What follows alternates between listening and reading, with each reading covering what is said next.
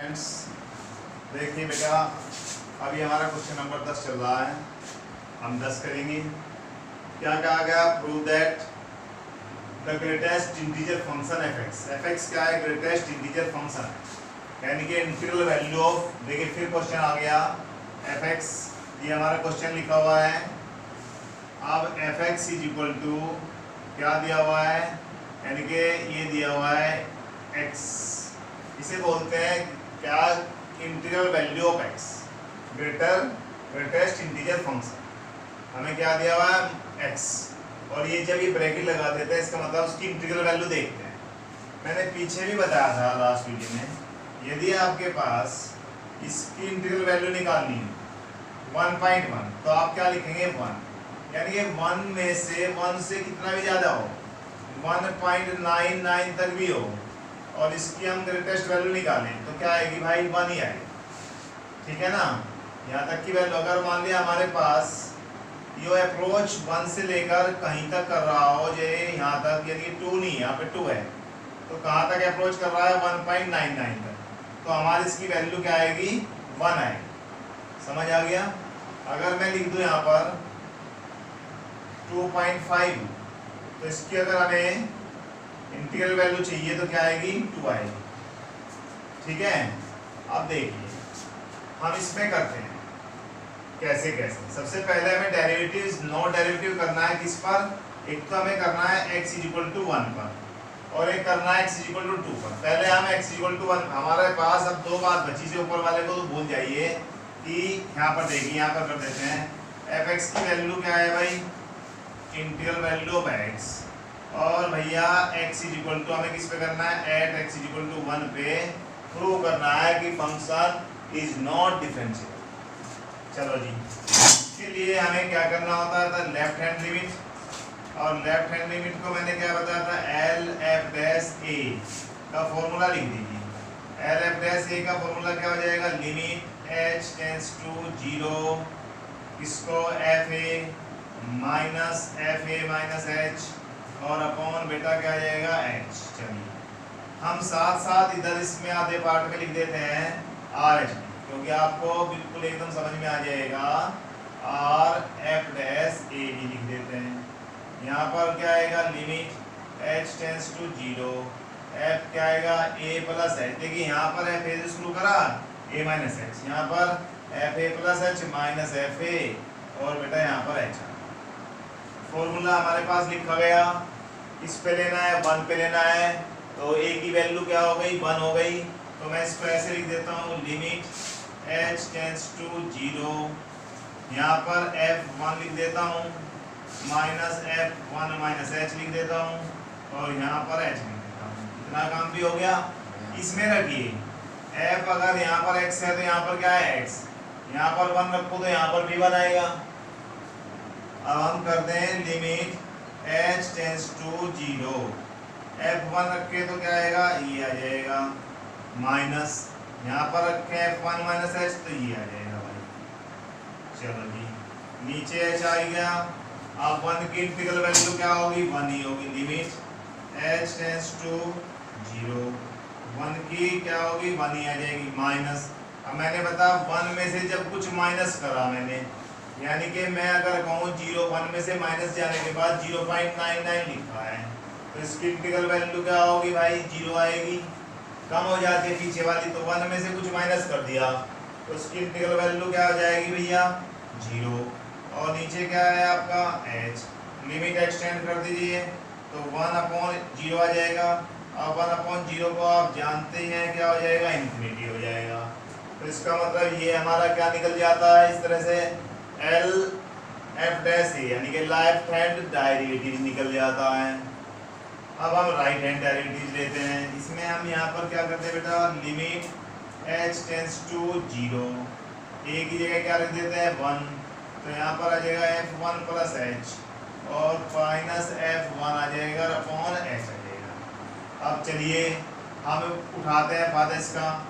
x की जगह function में 1 प्लस h रखना है, तो यहाँ पर करिए लिमिट h टेंड्स टू 0, यहाँ पर क्या जाएगा? Integral value of f1 plus h, और यहाँ पर क्या जाएगा? f जब इसमें रखेंगे तो 1 आएगा, तो यहाँ पर तो बेटा 1 ही आ जाएगा। चलो जी, और नीचे क्या आएगा h, तो लिमिट h टेंस टू क्या आ गया 0। 1 प्लस h की इंटीग्रल वैल्यू क्या होगी 1 से कुछ बड़ा, यानी कि इसका मतलब 1 h मान लिया जाए हमारे पास कितना है 1.5 है, उसकी इंटीग्रल वैल्यू क्या आएगी 1 आ जाएगी। तो इसका मीन्स यहाँ पर क्या हो गया भाई 1 हो गया। अब हम क्या रखें 1 रखें, तो 1 का तो 1 ही आएगा, अपॉन में क्या आ जाएगा h आ जाएगा। 1 माइनस 1 क्या होगा 0 अपॉन h, तो ये भी 0 ही हो जाएगा वैसे तो यहाँ पर लिमिट हमें पहले लगाने की आवश्यकता ही नहीं पड़ने की अब तो, यानी कि इसकी वैल्यू क्या हो गई 0। यहाँ पर क्या आया था इन्फिनिटी, यहाँ पर क्या आया था 0। आप यहाँ पर जब ये पहले सॉल्व करके सिंप्लीफाई करके जब लिमिट लगाया जाता है, कुछ बच्चे कभी करते हैं यहाँ भाई 0 रख दिया, अरे नीचे वाला 0 आ गया तो इन्फिनिटी हो गया, ऐसा नहीं होने का। यहाँ पर 0 अपॉन h की वैल्यू क्या होती 0, फिर हमारे पास लिमिट लगाने के लिए कुछ बचता ही नहीं। तो इसका मतलब ये हो गया भाई LHD left hand derivative is not equal to RHD right hand derivative, दोनों इज नॉट इक्वल, दोनों नॉट है ना, यहाँ इन्फिनिटी है वहाँ पर 0 है। जब ये दोनों के दोनों नॉट इक्वल आ गए तो इसका मीन्स हम क्या कह सकते हैं कि given function fx is not derivative differentiable at x is equal to 1। यह function x is equal to 1 पर डिफरेंशिएबल नहीं होगा। अब हम लेते हैं इसका next part, x is equal to 2 पर देखना है। अब देखिए मैं यहीं से इसको जुगल को नहीं मिटाता, इसको यहीं पर देख लेते हैं। इसमें यहाँ पर उसने लिखा है फंक्शन वही है, x की वैल्यू क्या है भाई ध्यान से देखना, यहाँ 2 है। चलिए ये फॉर्मूला यही रहेगा, यहाँ पर क्या आ जाता है, यहाँ पर इसकी वैल्यू क्या आ जाएगी 2 आ जाएगी, और यहाँ पर क्या आ जाएगा 2 माइनस h आ जाएगा। अब हम आगे का कर देते हैं सोल्व, यहाँ तक आ गया भाई। अब फंक्शन में वैल्यू रखते हैं, यहाँ पर हो जाएगा limit h tends to 0 f2, तो फंक्शन क्या है x, तो हमारे पास क्या आ जाएगा मोड ऑफ यानी कि इंटीग्रल वैल्यू ऑफ 2 माइनस, जब 2 माइनस h आता है तो इसकी जगह पे क्या आ जाएगा ये 2 माइनस h आ जाएगा भाई। चलिए आगे नीचे चलते हैं h। अब आपको पता ही होगा कि अगर खाली 2 की इंटीग्रल वैल्यू चाहिए हमें तो वो 2 ही हो जाएगी, माइनस 2 में से कुछ कम कर दिया गया, 2 में से कुछ कम कर दिया, आप कर दीजिए, मान लिया हमने h को थोड़ा सा ही कम कर दिया तो 1.99, इसकी इंटीग्रल वैल्यू क्या कहाँ अप्रोच करेगी 1 पर, तो क्या आ जाएगा 1। तो 2 में से कुछ भी माइनस करा तो यहाँ पर क्या आ जाएगा 1, और लिमिट h नीचे h है भाई। अब यहाँ पर क्या आ गया लिमिट h टेंस टू 0, ऊपर क्या है 1 अपॉन h। अब तो लिमिट एक्सटेंड करनी पड़ेगी हमें, तो 1 अपॉन 0 यानी कि क्या बन गया भाई इन्फिनिटी। हमारा लेफ्ट हैंड डेरिवेटिव में अब की बार भी क्या आया इन्फिनिटी। अब हम देखते हैं दूसरे वाले पार्ट को, राइट हैंड वाले को। अब राइट हैंड वाले को देखने के लिए हम क्या करें, चलो खैर मैंने सारा ही कर दिया, कोई बात नहीं। फॉर्मूला लिखें, क्या फॉर्मूला है भाई आर एफ डैश ए का फॉर्मूला है लिमिट h टेंस टू 0, यहाँ पर एफ ए प्लस एच और माइनस एफ ए अपॉन क्या है भाई h है। अब हमने क्या रखा था 2, a की वैल्यू क्या है 2 है, तो यहाँ पर हम रखते हैं लिमिट h टेंस टू 0, यहाँ पर f 2 प्लस h और यहाँ पर आ जाएगा माइनस f2 और अपॉन क्या आ जाएगा भाई h आ जाएगा।